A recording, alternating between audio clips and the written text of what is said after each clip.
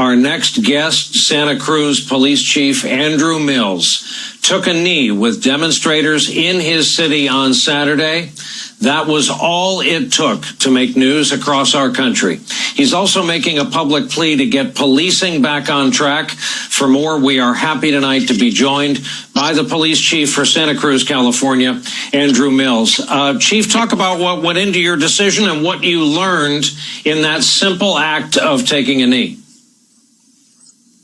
Well, first of all, thank you for having me on. And it's an honor to be here and to talk about what's happening in Santa Cruz and many other cities across the country. The mayor, the person kneeling to my right, Justin Cummins, and I were just talking and discussing, the Black Lives Matter movement. It was a very peaceful protest. And when that time came for everybody to take a knee, it felt right. I'd already determined in my mind that I wanted to take a knee to show my stance on what we need to do in policing to get things back on track.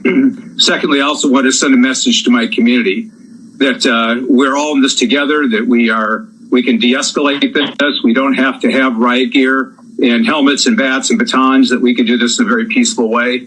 And then a message to my department that we are part of the community, not separate from it, not above it, not to police it, but to work with our community in order to bring justice for everybody, including people of color and people who are undervalued in many ways in our community. So it's just kind of an organic thing that just happened spur of the moment. How is your community? How are your streets? And how is your department? Here in the New York area, for example, NYPD is working 12s mostly, 12-hour shifts, 12 on, 12 off in some cases. And with the tempo of this, a lot of big city departments especially are getting good and tired.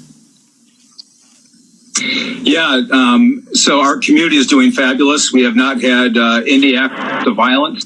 And we've been very fortunate that our community values peace, and has really made us proud that they've determined that they would do a peaceful protest up to this point, and we think and we believe that will continue. We have not moved to 12-hour shifts at this point. We have deployed some overtime to make sure we have adequate staffing to meet any problems that might come. But we just got off a long term of 12-hour shifts because of COVID-19. And now we've had the opportunity to go back to our normal shifts. And so it's working well for us right now, but we're keeping a very close eye on it, as you might imagine.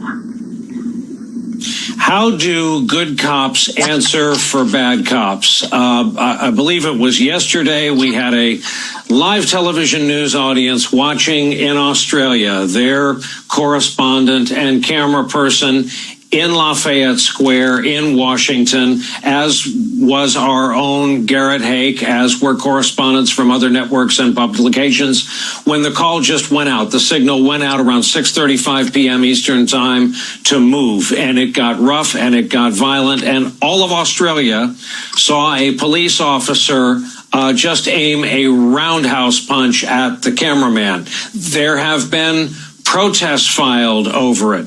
Say nothing of what has us here, the taking of a life at the hands of police in the Twin Cities. So back to my lengthy and wordy start of this question, how do good cops answer for bad cops? Well, Brian, we've got to do a lot better. We have been way too slow as a profession to make sure that we're cleaning our own house. But I can tell you this, that most of the sustained allegations that we get in for IA investigations, internal affairs investigations, come from other police officers inside the organization. And I think that has to continue. It has to increase. But we have a little mantra here, and that is, if you see it, you own it. You can no longer say that's somebody else's responsibility. It wasn't me. If you were there, it was just as though you did it if you didn't intervene and stop excessive use of force. And I read an article just recently that over 100 journalists have been hit with rounds and have been injured as a part of this coverage of this protest. That can't happen in a free world. The press needs to be free, needs to film us, needs to hold us accountable, and do it fairly. But at the same time, the police have to do their part to make sure that happens. Chief Andrew Mills, we wish you well, Chief. Thank you very much for making the time to talk to us live tonight. Be safe, be well. Thank you so much.